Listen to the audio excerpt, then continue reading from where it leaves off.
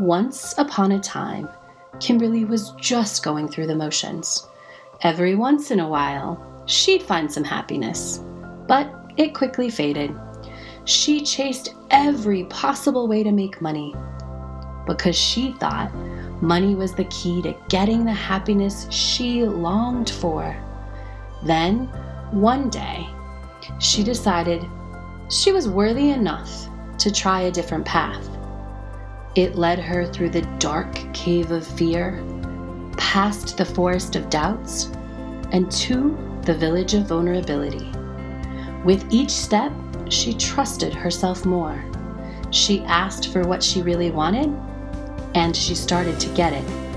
More happiness, more love, and yes, more money. Welcome to the next chapter of Kimberly's Manifesting Success Story.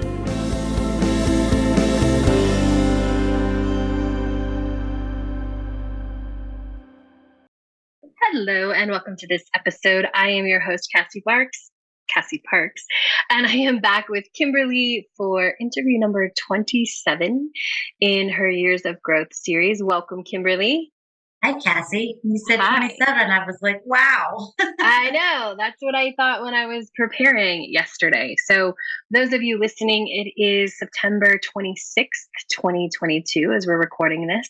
And this will be the first of 3 episodes that we record today, the same day. We're going to talk about your magic money manifested journey today, because I really want to break that down for people. And there's a lot of great LOA lessons, including resistance and getting what you want and judgment of what you need to get what you want. So I want to go into that today. And then in our upcoming evidence, there's lots of evidence, but we're going to talk about criticism and stepping in and being a coach in the next episode. And in the episode after that, we're going to talk about being versus doing and break down inspiration for you. So I'm very excited. Me too. Awesome. Well, we're talking about money today and magic money. So tell us, what is your current manifested money total that we're celebrating today? $405,122.05. Yay! How does that feel? Amazing. I manifested close to 50,000 in like a week. So that was fun. That is awesome. I love it. It's so fun. And what's interesting is that you would title this chapter of your manifesting success story journey, Resistance to Getting What I Want. And we're going to talk about that today because it really ties into money too, right? Yes. Yeah. And so resistance is such an interesting thing, especially when we're leveraging the law of attraction. So like I said, we would talk about Manifest Magic Money, which is, just for reference for listeners, it is the 3rd money manifesting course that you go through in Enchanted Life University. So you do Manifest 10K, and then you do Future Self Work, and you step into that. And then we up level by doing Manifest 10K 2.0. You go through that, and you do Future Self Work. And then you step into Manifest Magic Money. And so Kimberly, that was about 4 months ago when you started. And you start with an intention. So instead of when manifest 10K, our intention is to manifest 10,000. So in that program, we start with $10,000. How are you going to invest it? What are you going to do? Right. And we work from that point. In Manifest Magic Money, it's a little bit different. So tell us from your perspective how you figured out what your intention was. This took me a minute because of resistance. I wanted to go big. I thought, okay, I've done manifest 10,000 twice. I want to go for a big number. Obviously I'm over $400,000. So I wanted that bigger number, thinking that I've come so far, I should be able to manifest that, right? Mm-hmm. So pause right there, because this is something that manifestors do. And I think you had in your head, what does big mean in this case? Meaning I wanted $100,000 or $1 million or just a really big number. Mm-hmm. I thought that's what I still was. I had even though I've done the work, I still thought that in order to be better, I had to manifest more and bigger. Hmm. And this program, it's really, we don't go like, oh, what's the biggest number you want to manifest or what you want to do. The assignment and how we identify the amount is by identifying how much money would significantly shift your life in that moment. Like if it just showed up on your doorstep, right? Someone just dropped off a package with X amount of dollars in it. What amount would shift your life? And you go through that. And so it's not just like, oh, I need 1 million to change my life, or I need 100,000. It really take you through some steps to ask you for that. So what, with that, we're going to get into the number in a second, but what was going to shift your life, or what would the money be for that would make a big shift in your life 4 months ago, 4 or 5 months ago? For me, it was having uh, money for the next year. Hmm. Money for all your expenses, money for. Just for the expenses that I cover, because my husband has he's been supporting me and has agreed to, or he had agreed to cover all of our main expenses while I was Hmm. pursuing coaching in art. So these were my personal expenses of like website. If I wanted to get my hair done, things I didn't take out of the family budget. Absolutely. So, what was your manifest magic number when you add it all up? What would make this huge shift in your life to have a year's worth of your investments taken care It was $13,055. of? And how did you feel about that number when you added it up at first? At first, I was like, "Oh, that's really small." Like I was still in that small numbers and big numbers mindset at that time when I was doing these assignments.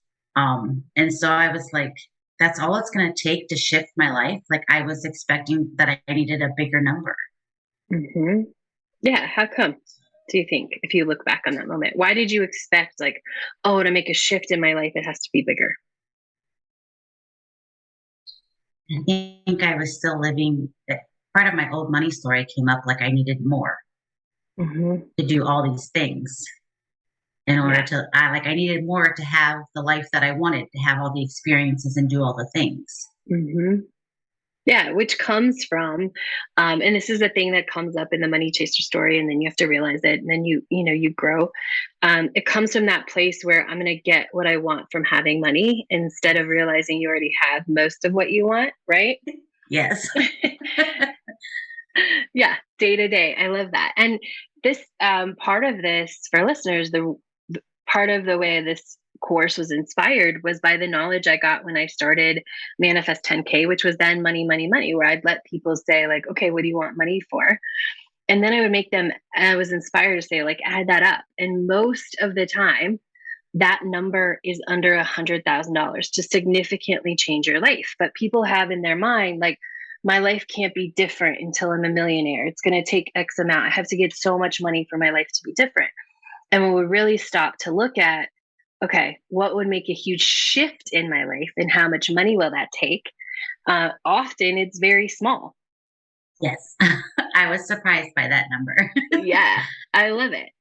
Um, and I remind me and listeners, did you get the job before or after you started Magic Money? After I was Yeah, still in resistance mode. right. Because, well, I'll ask you this question in a minute. So, you set this intention for this amount of money, and then it's like, I getting a job was like the next, that seemed logical, right? And I think I want to talk a little bit about this. So, why did you resist getting a job? Because it wasn't the next logical step for me. I thought, I'm a really good manifester. I can just manifest this money in a way that does not include me going out and getting a job.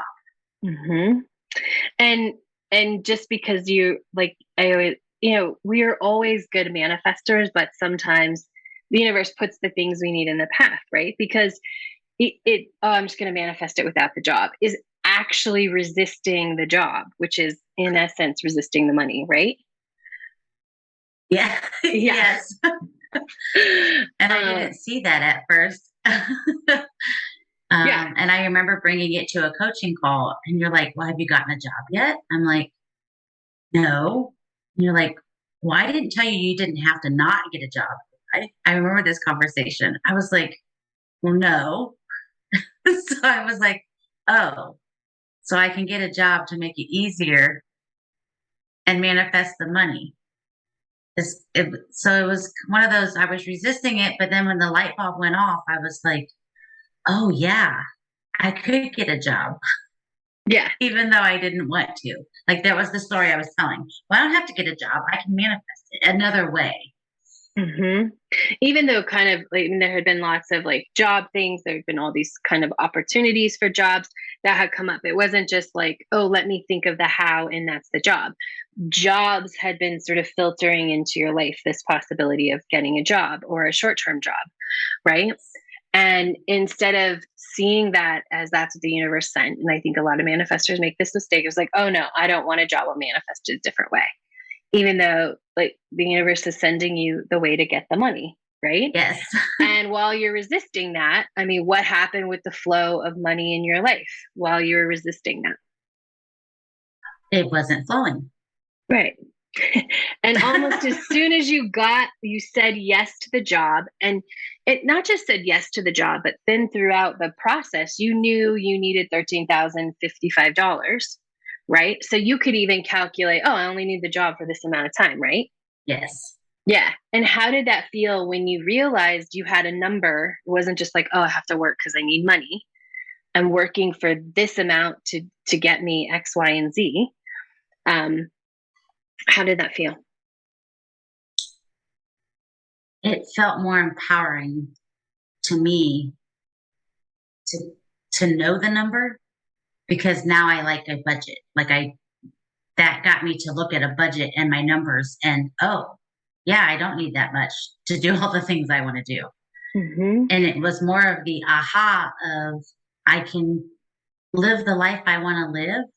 And I'm going to say only $13,000 and $13,055 to do those things. Yeah. And I didn't see that because I was too busy resisting getting a job. Right. And I think it's interesting because you started becoming a coach at the beginning of this year. And I made it, part of what I don't know if listeners caught it when I said, like I didn't say don't get a job. I definitely said, this is how long you should expect for money to start coming in from coaching. And if anyone is out there coaching, I think one of the biggest things that gets in the way of manifesting clients is needing to manifest clients to get money. And so as a coach, I said, okay, plan on this amount of time, right? This is the space you have to go without an income because one of your incomes had ended. And so just letting you know, like, this is the space. And instead of being like, oh, okay, I see the space and I'm going to fill it. It's like, no, I'm going to be a really good manifester.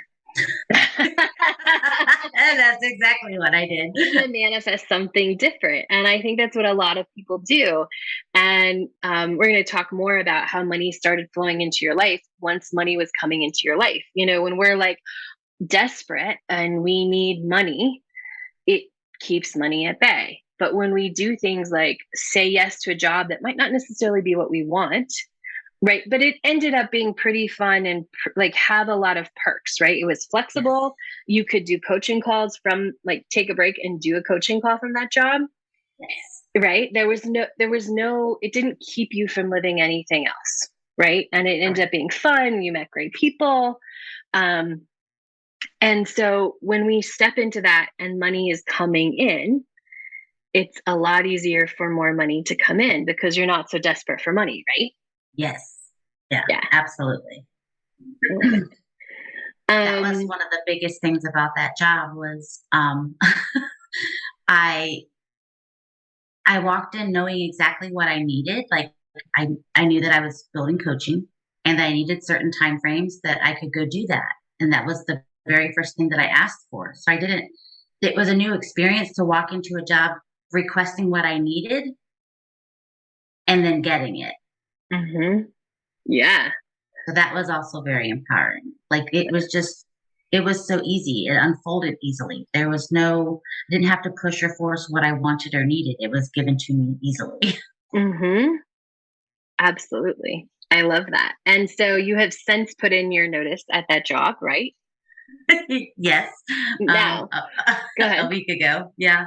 Awesome. And did someone write you a check for $13,055 and you have it in your bank account and so you're quitting your job?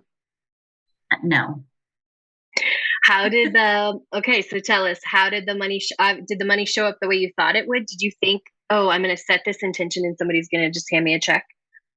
I did. Um, so yeah, how it all worked out was totally different than I thought. Um, so that number, I've done things already with that number. Mhm. I took a week's vacation to Florida and stayed in a place that was more than we'd ever paid for, like a rental. And that was fun. And we just bought a new Jeep, which is another cool story. Um, Or does but the that save you biggest, money? Is that how money it, came in? Is that yes, part of it? Yeah. yep, saving money on my car insurance, my homeowner's insurance, Joshua getting raises, Joshua being able to get another raise. So all of this money has been flowing in, and I saved on our cell phone bill. So I've cut because I know, looking at my budget now, I see where all of our money goes, and they contact me, or I'll call about something else and then ask a question. Is there any way I can save money? And so I do save money now. So I have cut our monthly budget of the things that Joshua has agreed to pay while he's supporting me while I'm building my coaching and my art.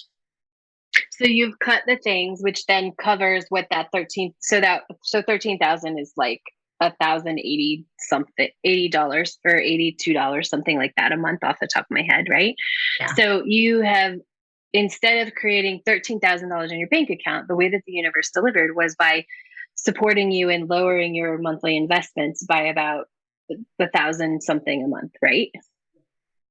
Amazing. Isn't that fun? It is so fun. And that is not how I thought it was going to work out. I was thinking that it was me bringing in the money, and I did bring it in, just not the way that I thought it would. I thought it was actual physical cash or a check or something that was that full $13,000. Hmm. And some other things, because you had that money to bring in, you were able to pay off other things because you did use that money that was coming in, right?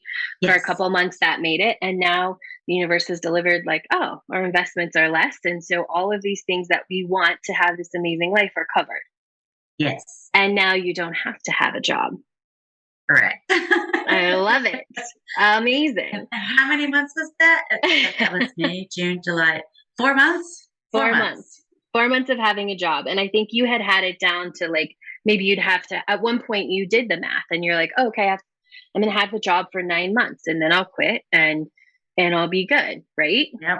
Yeah. And that is so important, especially in situations like this, because it's like, oh, okay, that's what I need. And then there's an end moment, right? You don't Yes. feel as stuck when it's a situation like this. And there's different ways to handle it if you're in a different job and creating stuff like this. But in this kind of specific situation, that's really important.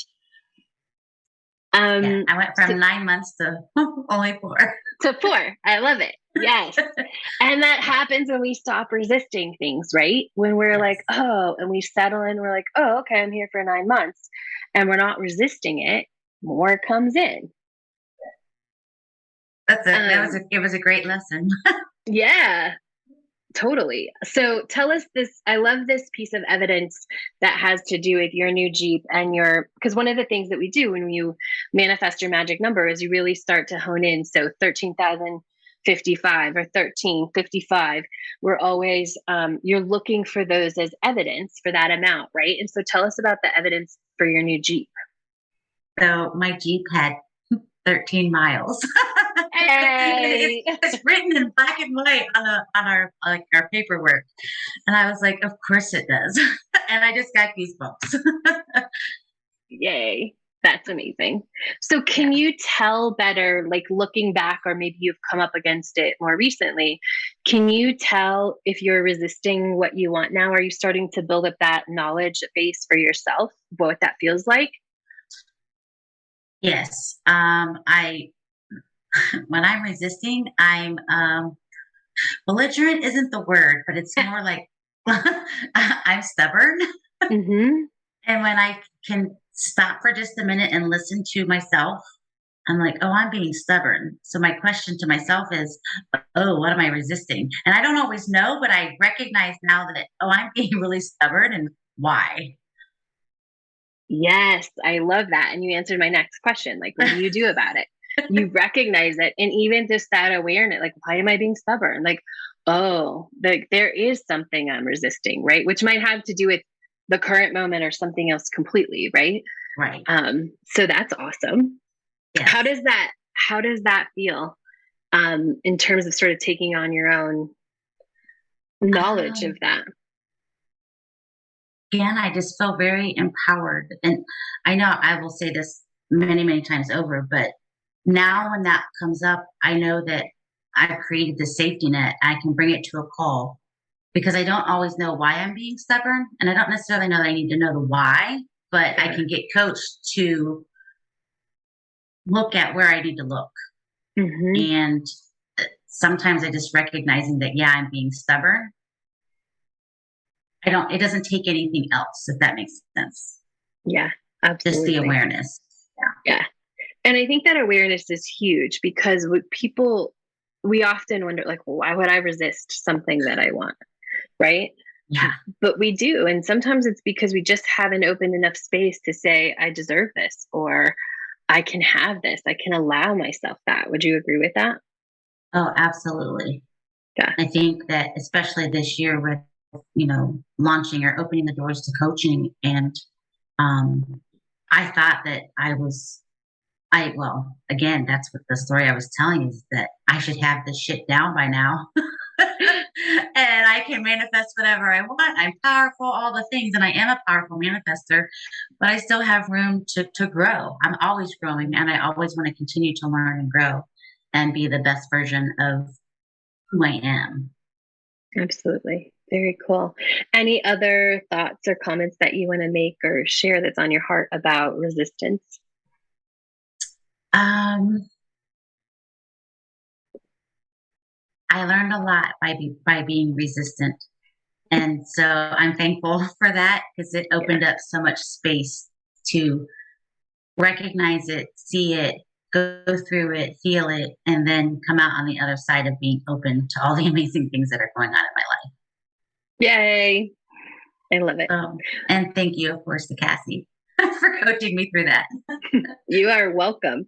Thank you for sharing this chapter and about this moment in resistance in your manifesting success story.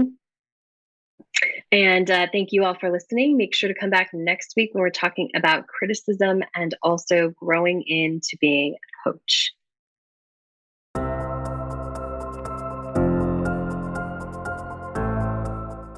The telling of stories is so powerful, both to the person telling it and the person receiving it. Since 30,000 BC, we as humans have told stories to teach and guide. And now we, with Manifesting Success Stories, hope to inspire you to what is possible in your own life. If you want more manifesting success, go to moremanifestingsuccess.com, where you'll find links to anything we've talked about on the show. Thank you for joining us today, and remember, you have the power to write your own happy ever after.